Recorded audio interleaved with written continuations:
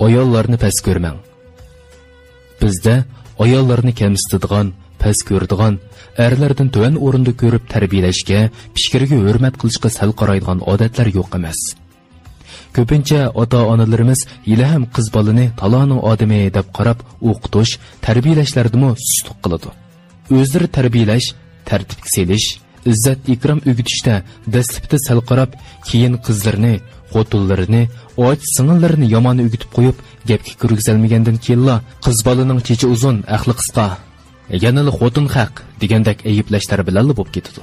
Amaliyotda bizning tariximizdami Tumaris, Nozgum, Rizvongul kabi nomi pok, zoti esil, aql fazilat, botirlikda erlarga ulgu bo'lolgudek ayollarmi o'tgan ham hozirmi bor.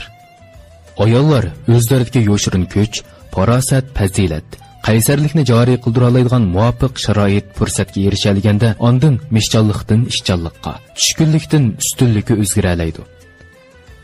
Biz bu chaqcha erni er qiladiganimi xotin, yer qiladiganimi xotin deganni izchil bir taraflama holda targ'ib qilib keldik. Amaliyotda o'sha erni yer qiladigan xotinni qandoq tarbiyalab yetishtirib chiqargani dal erlardan iborat. Ayolga hurmat qilishni, uning fikr inkosiga hurmat qilishni biladigan erning xotini jazmanki erining har bir ish-harakat, yurish-turish munosabatiga astoydil kuyinish asosida muomala qiladi. Xotinning har qanday fikr taklifi, ko'z qarashini mansitmaydigan, uningga xotin degan uyning odami sirtning erning ishiga aralashmag'liq deb qo'pollarcha ko'ranglik bilan muomala qiladigan erlarning xotinlari erining ishlariga ko'ngil bilmaydigan, holiga yetmaydigan, parvosiz va borgan sir ishmijaz, tushkun bo'lib qoladi. Shunga eng yaxshisi ayolingizni past ko'rmay, uning izzatini qilib qo'yishni o'rganing. Bunda qilish xotiningizda o'ziga ishonish va sizga hurmat, qoyillik tuyg'usi qo'zg'ab, qiyinchiliklarni hal qilishga qulaylik, osonlik olib kelishi mumkin. Bunda qilish bakma tas emas. Qiyin masalalarga yo'liqqanda u hal qila olsin, qila olmasin, ba'zi takliflarni so'rab qo'ying. Foydali bo'lsin, bo'lmasin, ayolingiz bilan bir o'rtaq nishon hosil qila olishingizda gap yo'q. Ham ayolingizda o'z-o'ziga bo'lgan izzatlanish tuyg'usi hosil bo'lib, sizga bo'lgan itoat, hurmati teg'imi eshishi mumkin. Ayolingizga sen nimani bilatding, qozon cho'mishni bilsang bo'ldi, ortiq ishlarga aralashma, bu xotin kishi boshqa turadigan ish emas degandek gaplarni qilmang. Uning mehribonligi, kuyinishi azor yeb qolmasin. Izzatdan hurmat keladi. Jamoat so'rovlarida ayolingizga qo'pol muomala qilmang.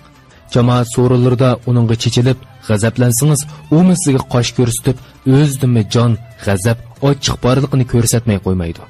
Er-xotinlarning sirtlarda bir-biriga g'azablanishi ularning oila munosabatini intayin tez vayron qilib yetadigan yomon ish. Har kimga kishilarning oldida obro'y, yuz lozim. Odam bor yerda ishni ursangmi, gap so'zsizki sana xiris qiladi. Ömürlük cüptiga, o'zining yerimiga, mehr shafqat hamroyiga kishilar oldida qo'pollik qilish loyaqatlik erlar qiladigan ish emas. Ayol kishi ko'p hollarda erining itoati uchun qurbonlik beradi.